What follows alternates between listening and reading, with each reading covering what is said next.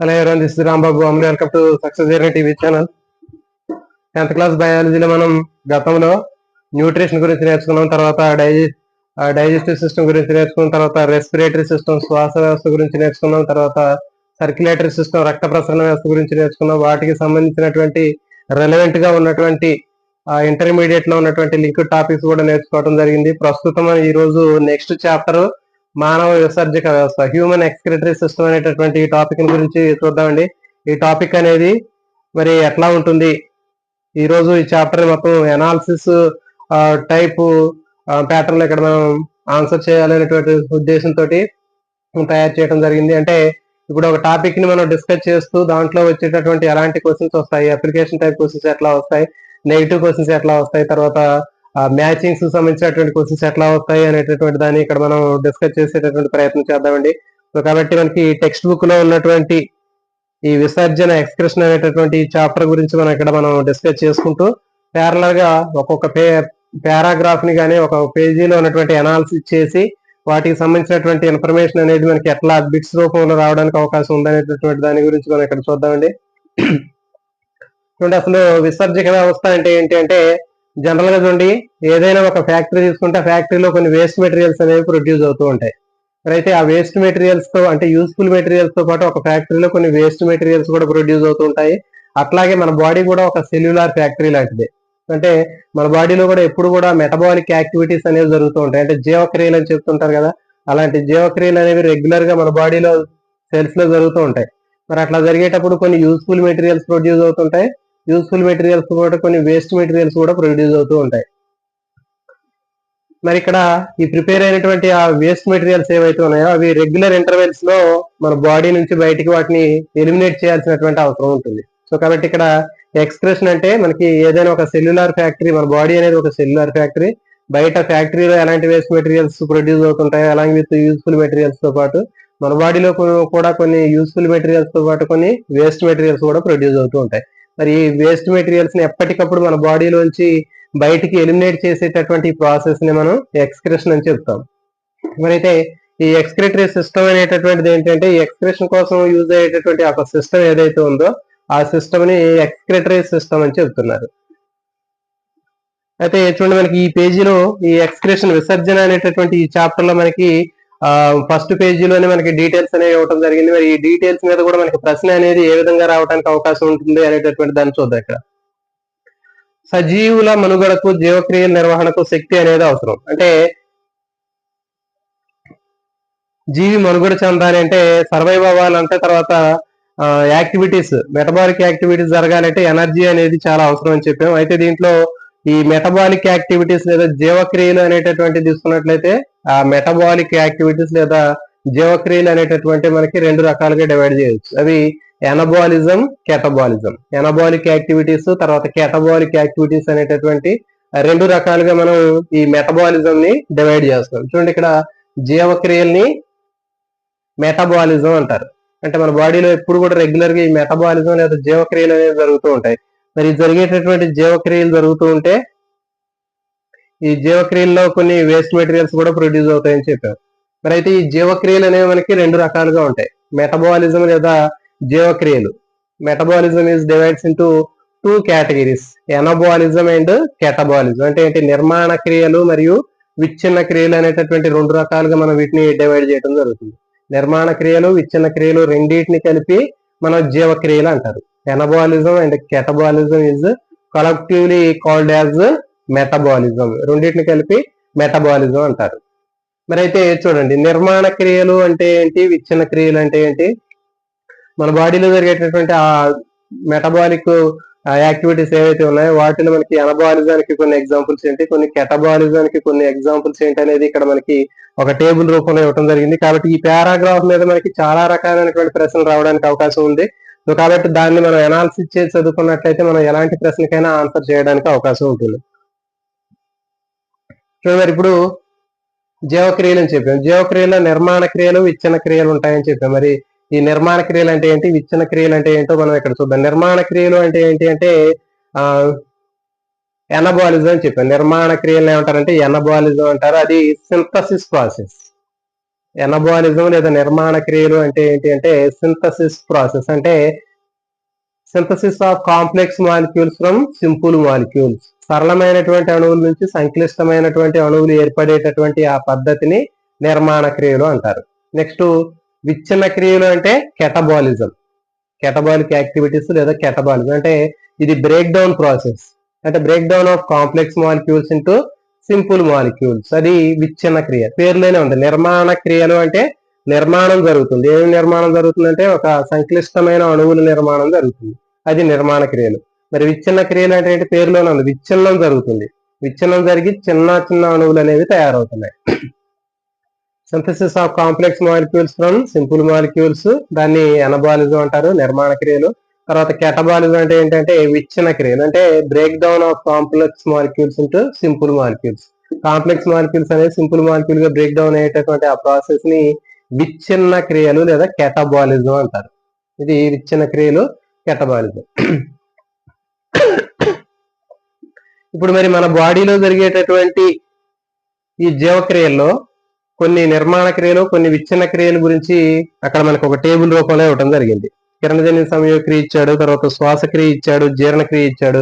మరి ఇచ్చినటువంటి ఈ టేబుల్లో మనకి ఏది నిర్మాణ క్రియ, ఏది విచ్ఛిన్న క్రియ, ఏది నిర్మాణ క్రియలో ఎండ్ ప్రొడక్ట్స్ ఏం ప్రొడ్యూస్ అవుతున్నాయి, తర్వాత విచ్ఛిన్న క్రియలో ఏమి అంత్య పదార్థాలు ఏర్పడుతున్నాయి అనేటటువంటిది మనకి ఈ టేబుల్లో అక్కడ ఇవ్వటం జరిగింది. సో కాబట్టి దాని మీద మనం అనాలిసిస్ చేసినట్లయితే నిర్మాణ క్రియలకు ఎగ్జాంపుల్ ఏంటంటే కిరణజన్య సంయోగక్రియ.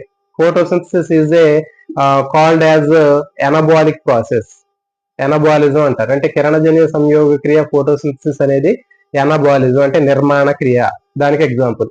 Next respiration and digestion, so these are examples for catabolism. విచ్ఛిన్న క్రియలకు ఎగ్జాంపుల్ ఏంటంటే శ్వాసక్రియ, తర్వాత జీర్ణక్రియ. ఇవి రెండు కూడా విచ్ఛిన్న క్రియలకు ఉదాహరణ. ఇప్పుడు ఈ విచ్ఛిన్న క్రియకి ఎగ్జాంపుల్ ఏంటంటే జీర్ణక్రియ, శ్వాసక్రియ. ఇవి రెండు కూడా విచ్ఛిన్న క్రియలకు ఎగ్జాంపుల్ అండి. నిర్మాణ క్రియలకు ఎగ్జాంపుల్ ఏంటి అంటే కిరణజన్య సంయోగక్రియ, ఫోటోసింథసిస్. కిరణజన్య సంయోగక్రియ అనేది నిర్మాణ క్రియకి example, anabolic process. Catabolic process కి ఎగ్జాంపుల్ ఏంటంటే రెస్పిరేషన్ అండ్ డైజెషన్, అంటే జీర్ణక్రియ తర్వాత శ్వాసక్రియ. ఇవి రెండు కూడా విచ్ఛిన్న క్రియలకి ఎగ్జాంపుల్. సో కాబట్టి ఇవన్నీ మీరు ఖచ్చితంగా గుర్తుపెట్టుకోవాలి. ఈ పారాగ్రాఫ్ లో మనకి ఎలాంటి ప్రశ్నలు అయినా రావడానికి అవకాశం ఉంటుంది, మనం గతంలో చెప్పాము. మరి వీటి మీద ప్రశ్నలు ఎట్లా ఉంటాయి అనేటటువంటిది కూడా ఇక్కడ మనం డిస్కస్ చేద్దాం. దానికంటే ముందు వీటిలో వచ్చే ఎండ్ ప్రొడక్ట్స్ కూడా చాలా చాలా ఇంపార్టెంట్ అండి. అంటే నిర్మాణ క్రియలు చెప్పాము మనం. నిర్మాణ క్రియల్లో ఎనబాలిక్ ప్రాసెస్ లో మనకి ఫోటోసింథసిస్ ఎగ్జాంపుల్ అని చెప్పాము. మరి ఆ ఫోటోసింథసిస్ లో ఎండ్ ప్రొడక్ట్స్ ఏమొస్తాయి అంటే simple molecules, synthesis of complex molecules from simple molecules అని చెప్పి, అంటే సరళమైనటువంటి అణువుల నుంచి సంక్లిష్టమైనటువంటి అణువులు తయారవటమే మనకి నిర్మాణ క్రియలు అని చెప్పాము. మరి ఆ నిర్మాణ క్రియల్లో ఏర్పడే సంక్లిష్టమైనటువంటి పదార్థం ఏది అంటే గ్లూకోజ్. చూడండి, గ్లూకోజ్ అనేది తయారవుతుంది. అంటే నిర్మాణ క్రియలు కిరణజన్య సంయోగక్రియ. ఓకే, మరి ఆ కిరణజన్య సంయోగక్రియలో వచ్చేటటువంటిది ఏంటి అంటే సంక్లిష్ట పదార్థము గ్లూకోజ్.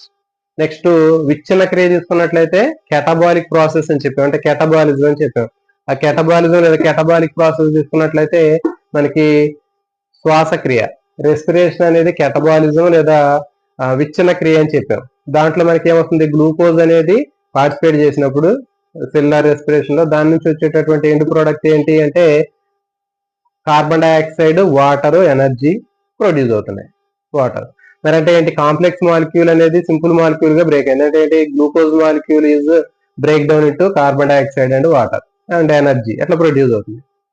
సో కాబట్టి ఈ విధంగా మనం గుర్తుపెట్టుకోవాలి. విచ్ఛిన్న క్రియకి ఎగ్జాంపుల్ ఏంటి అంటే శ్వాసక్రియ చెప్పాం. మరి జీర్ణక్రియ అనేది కూడా ఎట్లా మనకి ఆ విచ్ఛిన్న క్రియకు ఎగ్జాంపుల్ అనేటటువంటిది చూద్దాం. ఇప్పుడు జీర్ణక్రియలో మనం తీసుకున్నట్లయితే డైజెషన్ ప్రాసెస్ లో మనకి ప్రోటీన్స్, కార్బోహైడ్రేట్స్, ఫ్యాట్స్ ఇవి రా మెటీరియల్స్.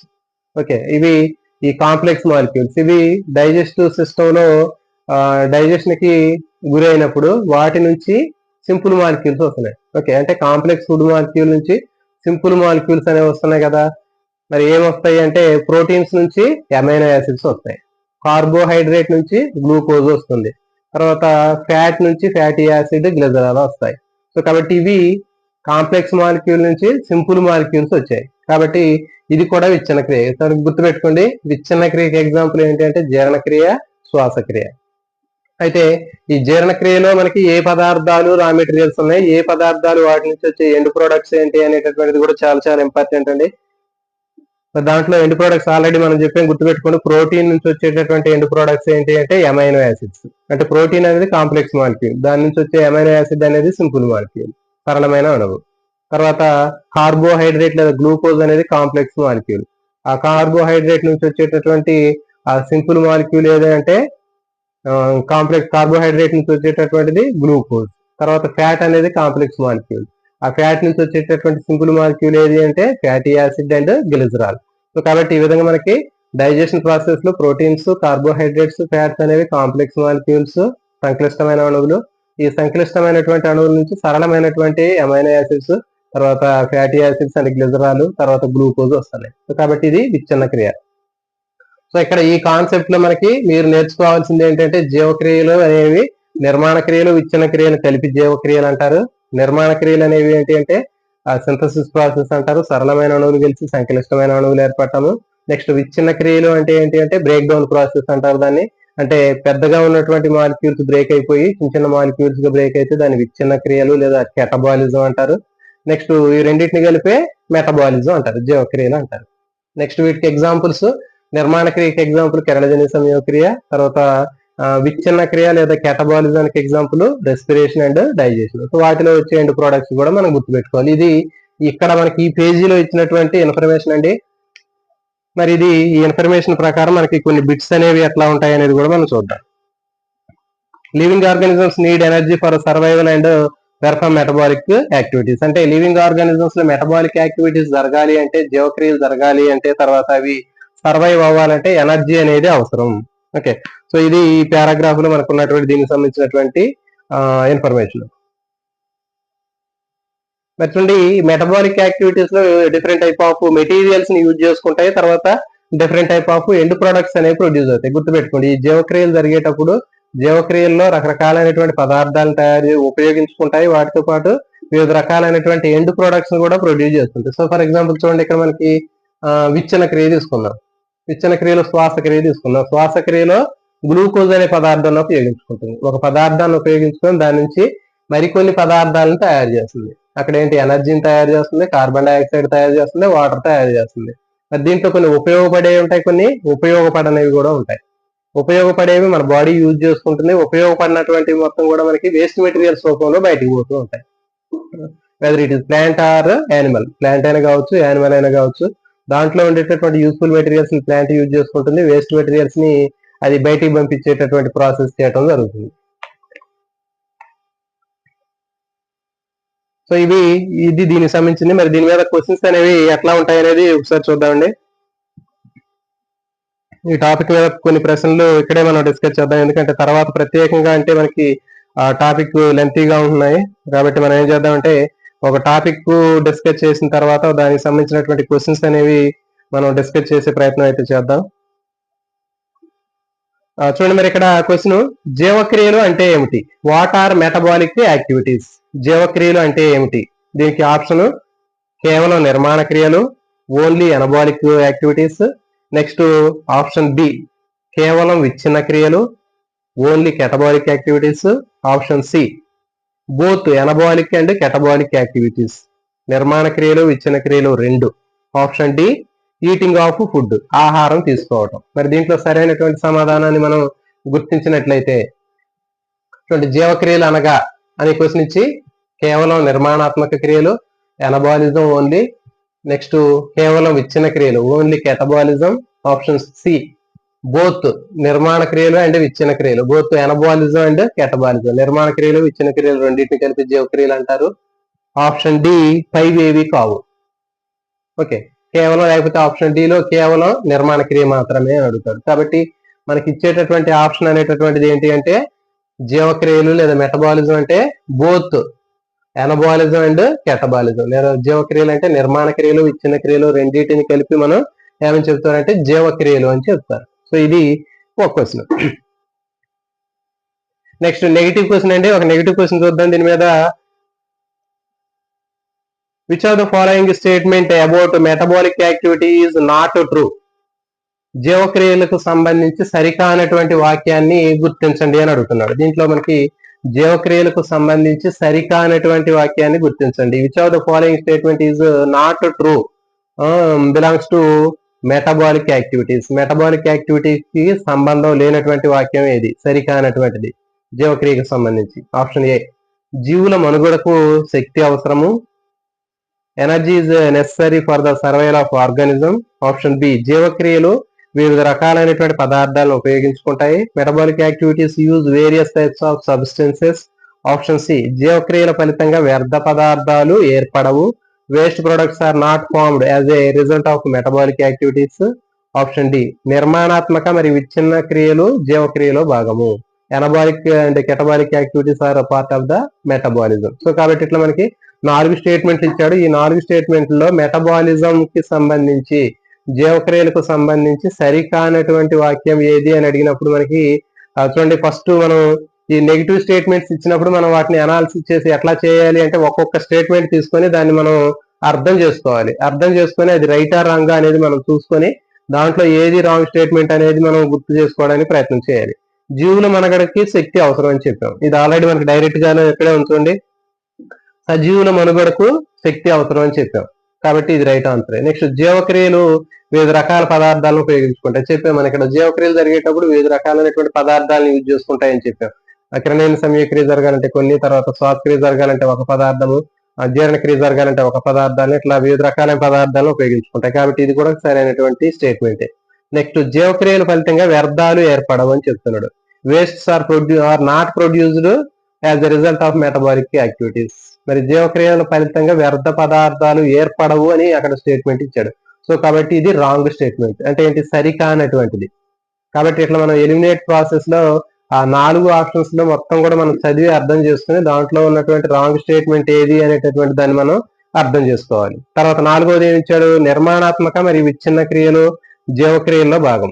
ఈ నిర్మాణ క్రియలు విచ్ఛిన్న క్రియలు రెండు కూడా జీవక్రియల్లో భాగమే అని చెప్పడం జరిగింది.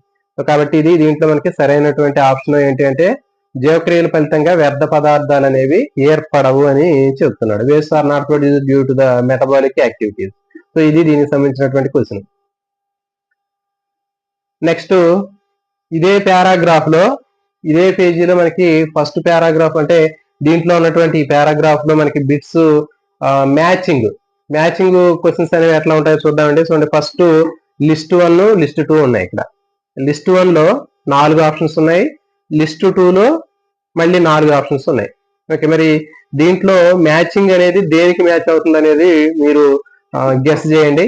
ఫస్ట్ నిర్మాణ క్రియలు ఎనబాలిక్ యాక్టివిటీస్, నెక్స్ట్ విచ్ఛిన్న క్రియలు catabolic activities, next third photosynthesis, fourth respiration, 4వది శ్వాసక్రియ. సో కాబట్టి ఇప్పుడు నెక్స్ట్ సెట్ 1 తర్వాత సెట్ 2 అంటే లిస్ట్ 1 లిస్ట్ 2 తీసుకున్నట్లయితే ఫస్ట్ 1 గ్లూకోజ్ ని విచ్ఛిన్నం చేయటం, రెండవది సంక్లిష్ట పదార్థాలని తయారు చేయటం, నెక్స్ట్ 3వది కార్బన్ డైఆక్సైడ్, నీరు, కాంతి శక్తి, next option 4 glucose, oxygen. So ఇట్లా మనకి 4 ఇటు పక్కన 4 ఆప్షన్స్ ఇచ్చాడు, ఇటు పక్కన 4 ఆప్షన్స్ ఉంటాయండి. మరి ఇచ్చేటటువంటి దాంట్లో మ్యాచింగ్ సరైనటువంటి మ్యాచింగ్ అడుగుతాడు. కాబట్టి ఇక్కడ 1, 2, 3, 4 ఇచ్చాడు, ఇటు పక్కన ABCD ఇచ్చాడు. కాబట్టి మీకు మ్యాచింగ్ లో మనకి రకరకాలైనటువంటి మ్యాచింగ్ ఇచ్చాడు. ఇక్కడ మరి ఈ మ్యాచింగ్ ఇచ్చినప్పుడు మనం వీటి మీద ఎట్లా ఆన్సర్ చేయాలి అనేటటువంటి దాన్ని మనం చేసేటప్పుడు మీరు ఎప్పుడు కూడా మ్యాచింగ్ చేసేటప్పుడు కింద ఉన్నటువంటి ఆప్షన్స్ ని మీరు చూసుకొని మ్యాచింగ్ చేయొద్దు. అది చూస్తే ఫస్ట్ మనకు కన్ఫ్యూజ్ అయ్యే అవకాశం ఉంటుంది. 4 మ్యాచింగ్లు 4 డిఫరెంట్ సెట్స్ లో ఉంటాయి. కాబట్టి మనం చేయాల్సినటువంటి పని ఏంటి అంటే మ్యాచింగ్ ఇచ్చినప్పుడు మనం ఫస్ట్ కింద ఆప్షన్ చూడకుండా మనకి తెలిసినటువంటి వాటిని ముందు మ్యాచింగ్ చేసుకుని ఒక పక్కన రఫ్ పేపర్ లో రాసి పెట్టుకోవాలి. కాబట్టి ఆ మ్యాచింగ్ మనకి తెలిసినటువంటి 4 మాక్సిమం మనకు 2 తెలిసినవి ఉంటాయి, లేకపోతే 3 తెలిసినవి ఉంటాయి. 1 తెలియకపోయినా 2 తెలియకపోయినా మనం ఈజీగా ఆన్సర్ గెట్ చేయొచ్చు. ఎందుకంటే ఆ కింద ఇచ్చేటటువంటి ఆ ఆప్షన్స్ వరుస క్రమంలో మనకి ఇచ్చినటువంటి ఆప్షన్స్ 2 మాక్సిమం దాంట్లో కనిపిస్తూనే ఉంటాయి. సో కాబట్టి మనకి ఎలాంటి ఇబ్బంది ఉండదు, మ్యాచింగ్ అనేది చాలా ఈజీగా ఉంటది. కాబట్టి 4 ఆప్షన్స్ లో మనకి మాక్సిమం 2 తెలిసినా 3 తెలిసినా కానీ ఆన్సర్ ఈజీగా గుర్తించవచ్చు. కాబట్టి డైరెక్ట్ గా ముందు ఆన్సర్స్ ని మనం అక్కడ మ్యాచింగ్ చేసి చూసుకొని తర్వాత తెలియకపోతే కింద ఆప్షన్స్ లో మనం చూసుకోవాలి. సో దీంట్లో మనం ఫస్ట్ ఎట్లా చేయాలి అంటే నిర్మాణ క్రియలు అని అన్నాడు. ఫస్ట్ వన్ ఏంటి అంటే లెఫ్ట్ సైడ్ ఉన్నటువంటి 1, 2, 3, 4 లో ఫస్ట్ నిర్మాణాత్మక క్రియలు అన్నాడు. మరి నిర్మాణాత్మక క్రియలు అనేటటువంటి దాంట్లో ఏమున్నాయి చూడండి. నిర్మాణ క్రియల్లో సంక్లిష్ట పదార్థాలు తయారు చేయటం. చూడండి, దీంట్లో ఇచ్చినటువంటి దాంట్లో ఏంటి, సంక్లిష్ట పదార్థాలు తయారు చేయటం చెప్పాం కదా. నిర్మాణ క్రియలు అంటే ఏంటి, సింథసిస్ ఆఫ్ కాంప్లెక్స్ మాలిక్యూల్స్ అని చెప్పాం. అంటే సంక్లిష్టమైన ఆహార పదార్థాలు తయారు చేయడం అనేది దేనికి సంబంధించింది అంటే నిర్మాణ క్రియలు. నెక్స్ట్ రెండవది విచ్ఛిన్న క్రియలు. విచ్ఛిన్న క్రియలు అంటే ఏంటి చూద్దాం. మరి దీంట్లో ఇచ్చినటువంటి ఆప్షన్స్ లో మనకి గ్లూకోజ్ ని విచ్ఛిన్నం చేయటం ఉంది ఇక్కడ. మరి కాబట్టి విచ్ఛిన్న క్రియల్లో ఏంటి అంటే గ్లూకోజ్ ని విచ్ఛిన్నం చేయటం. నెక్స్ట్ కిరణజన్య సంయోగక్రియ. కిరణజన్య సంయోగక్రియలో ఏమేమి వస్తున్నాయంటే అక్కడ ఇచ్చినటువంటి ఆప్షన్ లో మనకి గ్లూకోజ్ ఆక్సిజన్ ఉంది. సో కాబట్టి గ్లూకోజ్ ఆక్సిజన్ అనేది ఏంటి, కిరణజన్య సంయోగక్రియకి సంబంధించింది. నెక్స్ట్ శ్వాసక్రియకి సంబంధించింది ఏంటి, కార్బన్ డైఆక్సైడ్, వాటరు, కాంతి శక్తి. ఓకే, కార్బన్ డైఆక్సైడ్, వాటరు, ఇవి కార్బన్ డైఆక్సైడ్, నీరు. కాబట్టి ఈ విధంగా మనకి ఇచ్చినటువంటి 4 ఆప్షన్స్ లో మనకి తెలిసినటువంటి ముందు డైరెక్ట్ గా మ్యాచింగ్ చేసుకొని రఫ్ లో చేసుకొని తెలియనటువంటి వాటిని సెర్చ్ చేసుకున్నట్లయితే ఈజీగా ఉంటుంది. నెక్స్ట్ క్వశ్చన్, కిరణజన్య సంయోగక్రియ యొక్క ఉత్పన్నాలు ఏమిటి? కిరణజన్య సంయోగక్రియలో ఉత్పన్నాలు ఏమిటి? ఇటువంటి కిరణజన్య సంయోగక్రియల ఉత్పన్నాలు ఏంటి అంటే కింద ఇచ్చేటటువంటి ఆప్షన్స్ లో కార్బన్ డైఆక్సైడ్, నీరు, గ్లూకోజ్ మరియు oxygen, option C nitrogen, carbon dioxide, option D నీరు మరియు లవణాలు. మరి దీనికి సరైన సమాధానం ఏంటి అంటే గ్లూకోజ్ మరియు ఆక్సిజన్. కాబట్టి దీనికి కిరణజన్య సంయోగక్రియకి అంత్య ఉత్పన్నాలు ఏంటి అంటే గ్లూకోజ్ మరియు ఆక్సిజన్. నెక్స్ట్, ఈ క్రింది వాటిలో శ్వాసక్రియకు సంబంధించి సరికాని వాక్యాన్ని గుర్తించండి. Which of the following statement is not true to the about respiration. Respiration కి సంబంధించి కింది ఇచ్చినటువంటి వాక్యాల్లో సరికానటువంటి వాక్యాన్ని గుర్తించండి. ఎందుకంటే ఇక్కడ మనకు ఆల్రెడీ ఇచ్చాడండి శ్వాసక్రియ అనేటటువంటిది కూడా మనం ఇక్కడ దీని గురించి ఇక్కడ ఇచ్చాడు కాబట్టి దాని మీద మనకు ప్రశ్న అనేది ఇక్కడ తయారు చేయడం జరిగింది. ఏంటి అంటే ఫస్ట్ స్టేట్మెంట్, ఇది గ్లూకోజ్ ను విచ్ఛిన్నం చేస్తుంది. శ్వాసక్రియకు సంబంధించి సరికానటువంటి వాక్యాన్ని గుర్తించండి. ఐడెంటిఫై ద రాంగ్ స్టేట్మెంట్ అన్నాడు. గ్లూకోజ్ ను విచ్ఛిన్నం చేస్తుంది. మరి గ్లూకోజ్ ను విచ్ఛిన్నం చేస్తుంది కదా, ఇది రైట్ స్టేట్మెంటే కాబట్టి ఇది కాదు. నెక్స్ట్ ఆప్షన్ బి, ఇది శక్తిని విడుదల చేస్తుంది. మరి రెస్పిరేషన్ లో ఎనర్జీ ప్రొడ్యూస్ అయింది కదా, సో కాబట్టి ఇది కూడా కాదు, దీన్ని కూడా వదిలేద్దాం. నెక్స్ట్ మూడవది, ఇది ఆక్సిజన్ ను ఉపయోగిస్తుంది. రైటే కదా. మరి గ్లూకోజ్ శ్వాసక్రియలో పార్టిసిపేట్ చేసినప్పుడు ఆక్సిజన్ కూడా కావాలి కదా, కాబట్టి ఇది ఆక్సిజన్ ను ఉపయోగిస్తుంది. నెక్స్ట్ నాలుగవది, ఇది కాంతి శక్తిని ఉపయోగిస్తుంది. It use light energy. ఇక్కడ మనం పట్టుకోవాలి దాన్ని. మరేంటి, శ్వాసక్రియ జరగాలంటే కాంతి శక్తి అవసరం లేదు కదా, సో కాబట్టి ఈ విధంగా మనకి ఆ ఇచ్చేటటువంటి దాంట్లో సరికానటువంటి వాక్యాన్ని గుర్తించండి అని అడగడానికి అవకాశం ఉంటుంది. కాబట్టి సరికానటువంటి వాక్యాన్ని మనం గుర్తించాలి అంటే ఈ విధంగా మనకి ఎలిమినేషన్ ప్రాసెస్ లో ఈజీగా ఇట్లా మనం గుర్తించవచ్చు.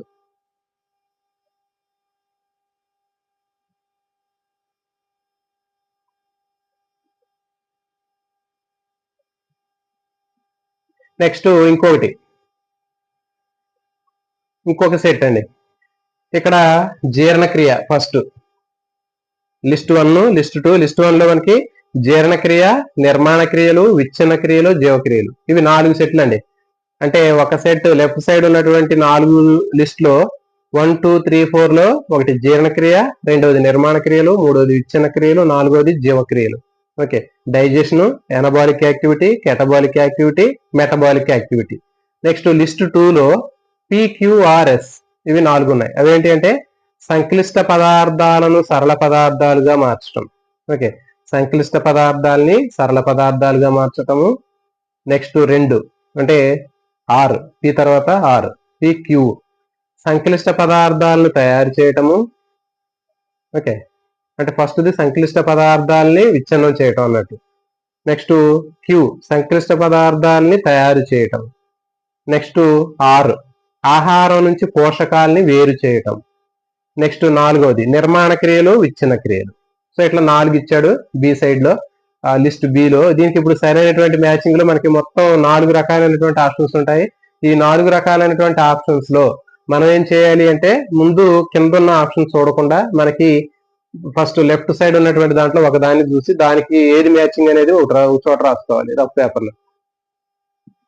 నెక్స్ట్ రెండవ క్వశ్చన్ తీసుకొని రెండవ స్టేట్మెంట్ ఏది ఉందో దాన్ని దాంట్లో సెర్చ్ చేసుకోవాలి. తర్వాత మూడో స్టేట్మెంట్ మనకి తెలిసినవి చేసుకోవాలి ఫస్ట్. ఒకవేళ తెలియకపోతే ఆటోమేటిక్ గా మనకి మిగిలినటువంటి ఆప్షన్స్ లో ఈజీగా దొరికే అవకాశం ఉంటుంది. కాబట్టి మనం ఏం చేయాలి అంటే ఫస్ట్ ఒక్కొక్క దాని గురించి మ్యాచింగ్ చేసుకుందాం. ఫస్ట్ జీర్ణక్రియ ఇచ్చాడు. జీర్ణక్రియ అంటే ఏంటి మనకి ఇక్కడ చూద్దాం.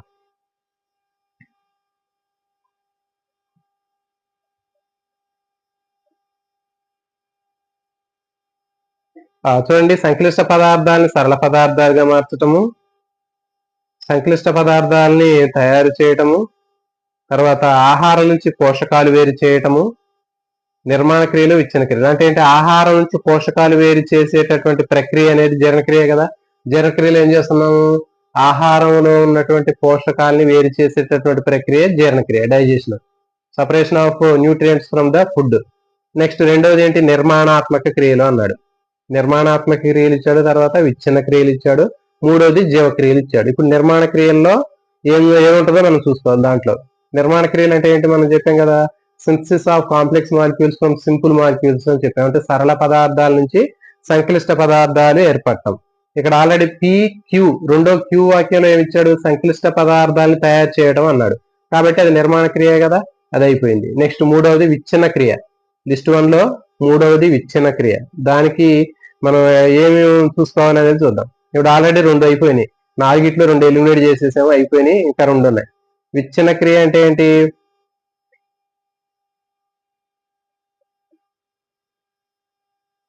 సంక్లిష్ట పదార్థాలని సరళ పదార్థాలుగా మార్చడం. విచ్ఛిన్న క్రియ అంటే అదే కదా, break down of complex molecules into simple molecules. కాబట్టి ఇది ఆన్సర్.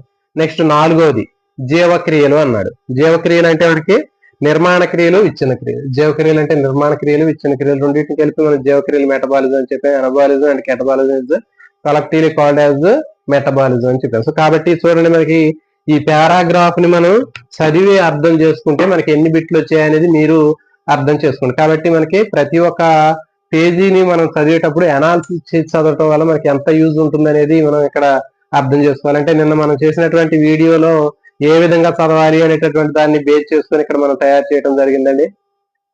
మరి మీరు ప్రతి ఒక్క చాప్టర్ ని ఈ విధంగా పూర్తిగా అర్థవంతంగా అర్థం చేసుకొని మనం చదువుకున్నట్లయితే ఒక్కసారి చాలు, మనం చదువుకునేటటువంటి ప్రిపరేషన్ అనేది ఒక్కసారి చదివితే సరిపోతుందండి.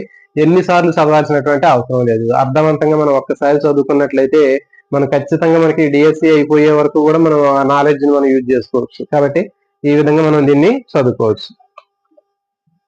ఇది ఫస్ట్ పేజీ అండి. నెక్స్ట్ ఇప్పుడు సెకండ్ పేజీ. నెక్స్ట్ పేజీ చూద్దాం. నెక్స్ట్ పేజీలో మనకి దీనికి సంబంధించినటువంటి డీటెయిల్స్ అనేవి ఎట్లా ఉంటాయో చూద్దాం.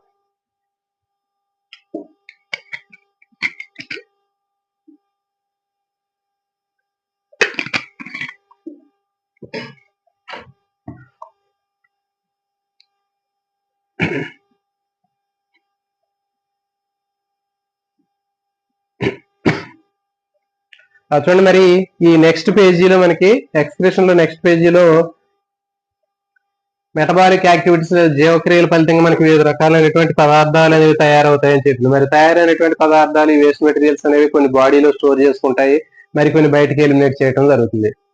ఇప్పుడు ప్లాంట్స్ తీసుకున్నాం అనుకోండి, ప్లాంట్స్ లో ఈ వేస్ట్ మెటీరియల్స్ అన్ని కూడా దాదాపు వాటికి ఎలాంటి ఎక్స్పిరేటరీ ఆర్గాన్స్ ఉండవు కాబట్టి బాడీలో స్టోర్ చేసుకొని అవి ఆకులు కానీ తర్వాత బార్క్ కానివ్వండి ఫ్రూట్స్ కానీ రాలిపోయినప్పుడు వాటితో పాటు అవి షెడ్డింగ్ చేసినప్పుడు వాటితో పాటు ఎలాంటి అవి కూడా బయటికి పోతూ ఉంటాయి. కానీ యానిమల్స్ తీసుకుంటే వేస్ట్ మెటీరియల్స్ అనేవి రెగ్యులర్ ఇంటర్వెల్స్ లో వేస్ట్ మెటీరియల్స్ ని బయటికి ఎలిమినేట్ చేస్తూ ఉంటాయి, కొన్ని యూజ్ చేసుకుంటాయి వేరే అవసరాల కోసం.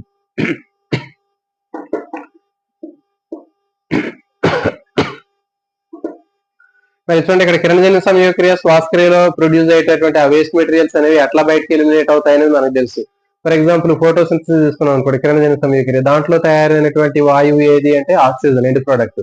మరి ఆక్సిజన్ అనేటటువంటిది దానికి వేస్ట్ మెటీరియలే, మనకి యూస్ఫుల్ మెటీరియల్, కానీ దానికి వ్యర్థ పదార్థం. అదేం చేస్తుంది, స్టొమాటా ద్వారా బయటికి పంపిస్తూ ఉంటుంది. Next respiration. ప్లాంట్స్ తీసుకుంటే ప్లాంట్స్ లో కూడా రెస్పిరేషన్ అనేటటువంటి ప్రాసెస్ లో మనకి కార్బన్ డైఆక్సైడ్ ప్రొడ్యూస్ అవుతుంది. మరి ప్రొడ్యూస్ అయినటువంటి కార్బన్ డైఆక్సైడ్ అది కూడా స్టొమాటా నుంచి బయటకి ఎలిమినేట్ చేస్తూ ఉంటుంది. సో కాబట్టి ఇవి ప్లాంట్స్ లో ఫోటోసింథసిస్ రెస్పిరేషన్ లో మనకి ఈ వేస్ట్ మెటీరియల్స్ అనేవి బయటకి ఎలిమినేట్ చేస్తూ ఉంటాయి. మరి అయితే ఇక్కడ మనకి అసలు ఈ ఎక్స్క్రిషన్ అంటే ఏంటో చూద్దాం. Separation and removal of waste materials from the body. మన బాడీలో ఉన్నటువంటి వేస్ట్ మెటీరియల్స్ ని సపరేట్ చేసేటటువంటి ప్రాసెస్, బయటికి ఎలిమినేట్ చేసేటటువంటి ప్రాసెస్ ని మొత్తాన్ని కలిపి ఏం చెప్తారంటే ఏం చెప్తారంటే ఎక్స్క్రెషన్ అంటారు. Separation and